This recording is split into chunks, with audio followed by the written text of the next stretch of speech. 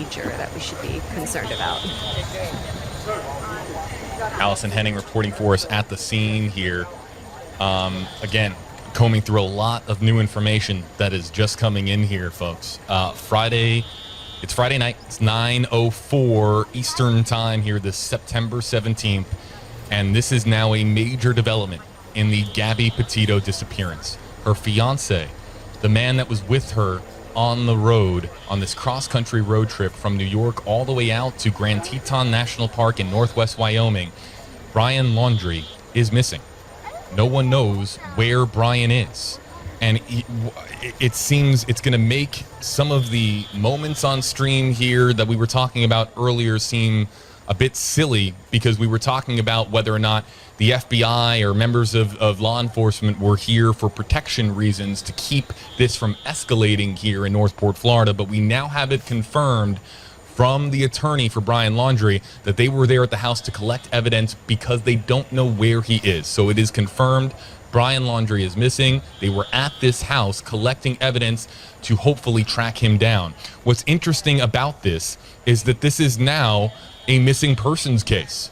Allison, we've been talking about a missing persons case pertaining to Gabby Petito. Now we have a missing persons case.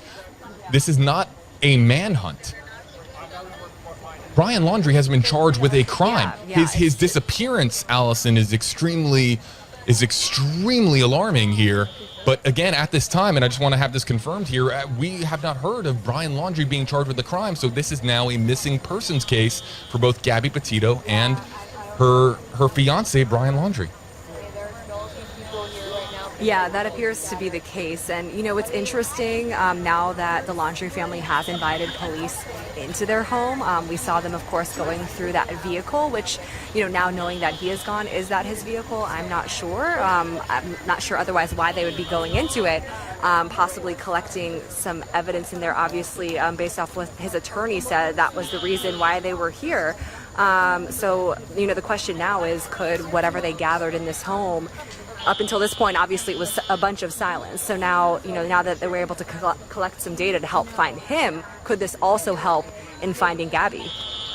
You know what's interesting, Allison, and I know that you cover Northport, and I know that you, of course, covered the press conference several days ago with Chief Garrison, Northport police chief there. And he said several times, we know where Brian is, we know where Brian is. That was 2 days ago. Yeah. And now here we are, and they don't know where Brian is. So we have, and what I think the next question that's going to be extremely important is, we've been asking all week long, where and when was Brian known to last be at a particular location? Now, or excuse me, Gabby was where Gabby was known to be in a particular location. Now the question is going to be, when and where was the last time we saw Brian Laundrie? Because we knew as of a couple of days ago, the police knew exactly where he was. But now it's going to be, was he last seen here in Sarasota County or in the Tampa Bay area here on Wednesday, on Thursday, on Friday? When was the last time that we saw Brian Laundrie? And this is going to be now the major question as investigators track down, try not to just track down Brian, but try to track down Gabby as well. Right, yeah, JB, and I know you said it was a couple of days ago. Actually, I know this all seems like a long stretch of time, but it was actually just yesterday when we heard from Chief Todd Garrison. So when that question was asked, do you know where Brian is? He said yes. We asked if he was at the home. A reporter asked that question.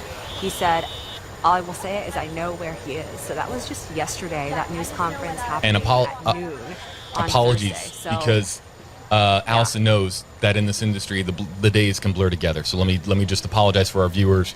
That was yesterday. So now, if they knew, Allison, at this press conference yesterday, that they knew where Brian was at that time during that press conference, that was in the afternoon, and then all of a sudden now here tonight we don't know where he is. Something, of course, obviously drastically changed now, and the question now becomes, is Brian on the run? Right. Yeah, I think that is the question. You know, and it makes you wonder, was he ever at this house at all, or has he been staying somewhere else this entire time? Because Chief Garrison yesterday would not confirm where he was. Was he in Northport? Was he in Sarasota County? Was he in Manatee County with other family? We're still not sure. So, that's definitely a big question at this point in time. And it's unclear exactly what kind of information, what kind of, elements that officers were able to gather from this home, from the parents who, called them here tonight, because they don't know where their son is, because the FBI does not know where Brian Laundrie is right now. And as soon as we have new information to pass along here to you from a confirmed, reputable source, we'll, of course, do so here. But again, Pix 11 in New York confirming through Stephen Bertolino's office. That's the law firm that was brought on by the Laundrie family. Stephen Bertolino's family saying, and I'll read this from WFLA.com, the FBI is currently at the Laundrie residence. This was a short time ago. I'll read it again. The FBI is currently at the Laundrie residence removing property to assist in locating Brian. As of now, the FBI is looking for both Gabby and Brian.